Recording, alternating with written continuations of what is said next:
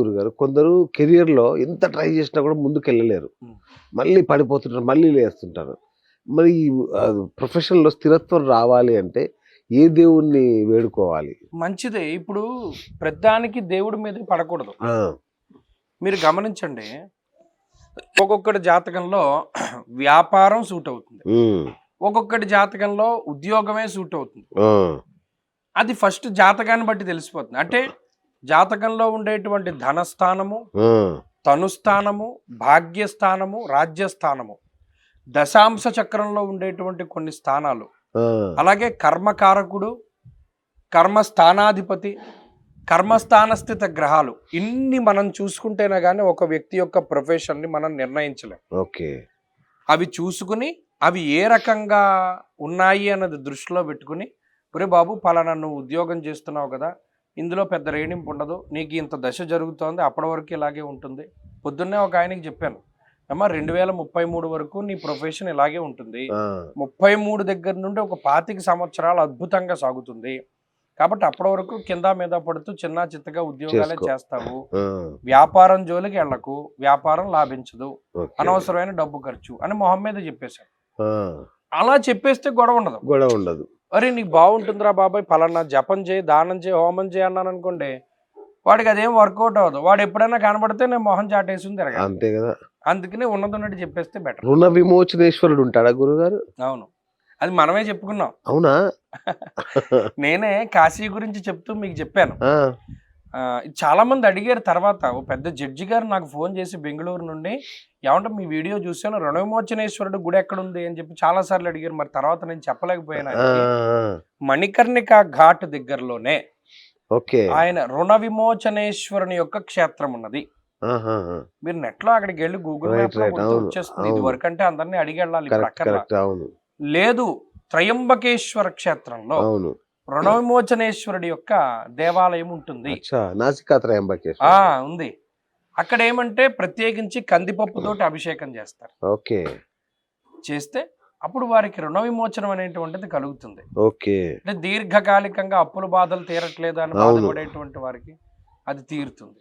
ఎందుకంటే చాలా మంది వడ్డీలు కూడా కట్టలేక ఆత్మహత్యలు చేసుకుంటున్నారు తెలుస్తుంది. వారికి అది ఉపయోగపడుతుంది. అచ్చా! రుణ విమేశ్వరుడు కాపాడుతాడు. కాపాడతాడు, వా! ఖచ్చితంగా కాపాడతాడు. ఓకే. గురుగారు, నేను చాలా బిజినెస్‌లు చూశాను. సూపర్ హిట్‌గా నడుస్తుంటాయి. టక్కున పడిపోతాయి. ఎవరో కట్ చేసినట్టుగా. లైక్ నోకియా సెల్ ఫోన్ లాగా. ఆ, టక్కున ఆగిపోతది. కస్టమర్స్ రారు. బిజినెస్ ఆగిపోతది. దీనికి ఏంటి కారణం ఏంటి? నిజానికి ఇప్పుడు నేను చాలా మంది నా దగ్గరికి వ్యాపారస్తులు వస్తే వాళ్ళ జాతకాలు చూస్తాను. ఏమంటే మా ఇంట్లో ముగ్గురు ఉన్నారు కదా, మీ జాతకం బలహీనంగా ఉంది, మీ దాని మీద వద్దు, పార్ట్నర్షిప్లో వెళ్ళండి, లేదు భార్య గారి జాతకం మీద వెళ్ళండి. ఎందుకంటే ఆమె దాంట్లో లాంగ్ టర్మ్ యోగించేటువంటి దశలు నడుస్తాయి, ఆ! వ్యాపారానికి అనుకూలమైన దశలు నడుస్తాయి. అందుకని ఆమె జాతకం ప్రకారం వెళ్ళండి అని చెప్తూ ఉంటాను. ప్యూర్లీ జాతకం రిలేటెడ్. మన జాతకంలో మంచి టైం నడిచింది, ఆ! మట్టి పట్టుకొచ్చి ఇలా పెడితే కొనేసుకుంటారు.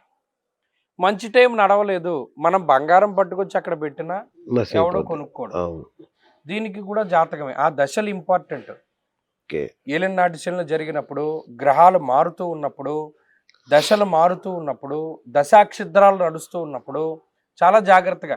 దశాక్షిద్రంలో కొంతమంది వ్యాపారాలు పెడతారు, అది ఎక్కువ కాలం రేణింపు ఉండదు, సంవత్సరం 2 ఏళ్ల వరకు ఉండి అవి క్లోజ్ అయిపోతాయి. దశాక్షిద్రం అంటే ప్యూర్లీ ఒక మలుపు. ఓకే. పెద్ద టర్నింగ్ ఉందనుకోండి, అది పెద్ద కారైనా చిన్న కారైనా సైకిల్ అయినా ఏమవ్వాలి, స్లో అవ్వాలి. స్లో అయ్యి మలుపు తిప్పాలి. కాకుండా నాది పెద్ద కారు, ₹1,00,00,000 కారు, ఫాస్ట్గా తిప్పుతానంటే ఇలాంటిదే జాతకం. ఆహాహా! దశాక్షిద్రం అన్నది తెలుసుకోవాలి. వైద్యనాథ క్షేత్రాలు ఉంటాయి గురుగారు? ఉంటాయి. అంటే వైద్యానికి ఏ వైద్యానికి లొంగని వ్యాధులు కూడా అక్కడికెళ్తే తగ్గే అలాంటి క్షేత్రాలు ఉంటాయా? చాలా గొప్ప ప్రశ్న అడిగారు. పరల్యాం వైద్యనాథంచ. ఓకే. ద్వాదశ జ్యోతిర్లింగాల్లోనే వైద్యనాథేశ్వరుడు, వైద్యనాథుడు హ్మ్. అనే జ్యోతిర్లింగం ఉన్నది. ఓకే. ప్రథమో దైవ్యోభిషకు అహీగుశ్చ సర్వా ఆంజంభయన్ సర్వా ఆశ్చయాతు ధాన్య.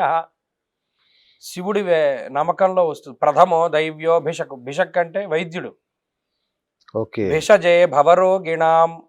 ఈ భిషక్ అనేటువంటి పదం రుద్రంలోను శివ సంబంధమైనటువంటి వాటిలోనూ ఎక్కువగా కనబడుతూ ఉంటుంది. ఓకే. ఆయనే వైద్యనాథుడు. ఆ! ఆయన నయం చేయనటువంటి రోగం అంటూ లేదు. యథార్థంగా ఒక క్షేత్రం ఉన్నది పశ్చిమ గోదావరి జిల్లాలో. శివ పంచాయతన క్షేత్రం ఒకటి ఉన్నది. ఆదిత్యం అంబికా విష్ణుం గణనాథం మహేశ్వరం. ఇందులో మహేశ్వరుడు మధ్యలో ఉండి విష్ణుం సూర్యుడు అంటే విష్ణుమూర్తి, సూర్యుడు, విఘ్నేశ్వరుడు, అంబిక మధ్యలో శివుడు ఉంటే దాన్ని శివ పంచాయతనం అంటారు. ఆ శివ పంచాయతనం కూడా ఈ పశ్చిమ గోదావరి జిల్లాలో ఉండేటువంటి దేవాలయం సద్యోజాత ముఖం. సద్యోజాత ముఖము అంటే పరమేశ్వరుని యొక్క పశ్చిమాభిముఖం అన్నమాట. అంటే వెస్ట్ ఫేసింగ్ లో ఉంటాడు. దాన్ని సద్యోజాత ముఖం అంటారు. ఏ ముఖముని చూసినంత మాత్రం చేత అపమృత్యు దోషాలు సైతం తొలగించగలిగి ఉంటాడో ఆ ముఖం సద్యోజాత ముఖం. శివ పంచాయతనం కూడా కలిగి ఉండడం విశేషమైనటువంటి పట్టుని సూచిస్తూ ఉన్నది. అలాగే ఆ క్షేత్రానికి ఉత్తరంగా ఒక నది ఉత్తరవాహినిగా ప్రవహిస్తోంది. కాశీతో సమానమైనటువంటి క్షేత్రం అది. ఓకే. ఉమా వాసుకి రవి సోమేశ్వర స్వామి వారని చెప్పి జుత్తిగాలో ఉండేటువంటి పరమశివుడు అతి గొప్ప ఉత్కృష్టమైనటువంటి శివాలయాల్లో ఒకటి. చాలా గొప్ప శివాలయాల్లో ఒకటి. ఓకే. మీరు నమ్మరు, నేను వెళ్ళి అభిషేకం చేసుకునేటప్పుడు ఆ లింగం మీద పాముకి సంబంధించినటువంటి పడగలు స్పష్టంగా కనబడ్డాయి. వాసుకి తన యొక్క 5 పడగలతోటి శివుడికి ఆ పైన ఎలా ఉండేటువంటిది నేను చూశాను. మధ్యలో లింగం దగ్గర ఎర్రగా ఒక మచ్చ ఉంటుంది. అది సూర్యుడికి సంబంధించింది. అలాగే లింగం తెల్లగా ఉంటుంది, చంద్ర సంబంధమైనటువంటిది. ఉమా వాసుకి రవి సోమేశ్వర స్వామి క్షేత్రం, శివ పంచాయతన క్షేత్రం, సద్యోజాత ముఖం, ఉత్తరవాహినిగా ఉన్నటువంటి క్షేత్రం. అటువంటి క్షేత్ర దర్శనం గొప్ప అపమృత్యు దోషాలను తొలగించడం కాక కోర్టు కేసులు. మీరు నమ్మరు, మాస శివరాత్రి నాడు వెళ్ళి ఎవరైనా అక్కడ అభిషేకం చేసుకుంటే అది ఎంతటి కోర్టు కేసు అయినా సరే పరిహారం అవుతుంది. చాలా మంది అయిన వాళ్ళు ఉన్నారు. అపమృత్యు దోషాలు తొలగిపోవడం. ఓ పని స్ట్రక్ అయిపోతుందండి, మాకు అవ్వట్లేదు, పలానా చోట నుండి డబ్బు రావాల్సింది ఉంది, పలానా పని అవ్వవలసింది ఉంది, గవర్నమెంట్ నుండి మాకు రావాల్సింది ఉంది, వాడి దగ్గర నుండి ఇది రావాలి, ఇవన్నీ ఆగిపోయే, స్తంభించిపోయే, ఇవన్నీ ఎలా మాకు ఇది దూరం అవుతాయంటే జుత్తిక క్షేత్రానికి వెళ్ళమన్నాడు. అక్కడ గనక మనం వెళ్ళి అభిషేకం చేసి జుత్తిగా ఎక్కడండి? నత్తారామేశ్వరం పక్కన ఉంటుంది. ఇది పెనుమంట్ర మండలంలో ఉంటుంది, పశ్చిమ గోదావరి జిల్లా. చాలా గొప్ప క్షేత్రం. అటువంటి క్షేత్రాలను పట్టుకోవాలి. పట్టుకుంటే అప్పుడు మీకు ఎటువంటి రోగం, ఇందాక చెప్పాను ప్రథమో దైవ్యోభిషకు, ఆయన తొలగించినటువంటి రోగం లేదు, ఆయన తీసేయగలిగినటువంటివే ఇవన్నీ. అవును, మహానుభావుడు శివుడు. అలాంటి ఆలయాన్ని పట్టుకోవాలి. అలాగే ఇంకొంతమంది చాలా మంది డిప్రెషన్ లోకి వెళ్తున్నారు గురుగారు ఈ మధ్య. అంటే ఇది చంద్రుని యొక్క దోషమా? అంటే ఎక్కడికి వెళ్ళాలి, ఏంటి దానికి పరిహారం ఏంటి? మంచి ప్రశ్న. చంద్ర సంబంధమైనటువంటి దోషాలు ఉన్న వాళ్ళకి ముఖ్యంగా అనురాధ నక్షత్రము, విశాఖ 4వ పాదము, జ్యేష్ఠ నక్షత్రము, వీరికి ఎక్కువ డిప్రెషన్ ప్రాబ్లమ్స్ ఉంటాయి. ఎక్కువ ఉంటాయి. వీరితో పాటు ఇంకా కొన్ని రాసుల వారికి కూడా డిప్రెషన్ ప్రాబ్లమ్స్ ఉంటాయి. ఎందుకంటే డిప్రెషను మన పుష్ప సుగంధ మాతృగతకి ఎత్తికించదు కావ్యాధి మాతృకారకో చంద్ర చంద్రమా మనసో జాత అన్నారు. అంటే చంద్రుడు మనకారకుడు, మనసు గజిబిజిగా ఉంటుంది. అటువంటి చంద్ర సంబంధమైనటువంటి రాశుల్లోనూ నక్షత్రాల్లోనూ లేదా ఈ మానసిక ఒత్తిళ్ళు ఉన్నటువంటి వారు చంద్రప్రతిష్ఠిత లింగం కోటిపల్లి అనేటువంటి క్షేత్రం ఉన్నది. ద్రాక్షారామానికి ఈశాన్య దిక్కున కోటిపల్లి. ఇప్పుడు ఇది కోటిపల్లి దాని పేరు. ఏదైనా ఒక దానం గాని ఒక మంత్రం గాని అక్కడ మనం చదివినా దానం చేసినా 1,000,000 రెట్ల ఫలితాన్ని ఇస్తుంది. ద్రాక్షారామం దగ్గరలో ఉండే కోటిపల్లి చంద్ర ప్రతిష్ఠిత లింగం. ద్రాక్షారామం భోగలింగం. చంద్రుడు తార యొక్క సంభోగ దోషాన్ని పోగొట్టుకోవడానికి ప్రతిష్ఠించినటువంటి లింగం. అంటే అక్కడ ప్రాయశ్చిత్తం అనేటువంటిది కనబడింది చంద్రుడిలో.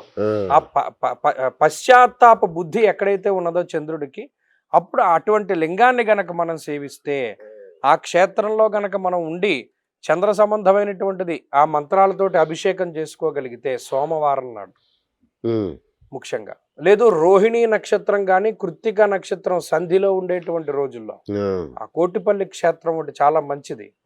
అది చంద్రలింగమే. అది విశేషమైనటువంటి ఫలితాన్ని ఇస్తుంది. ఓహో.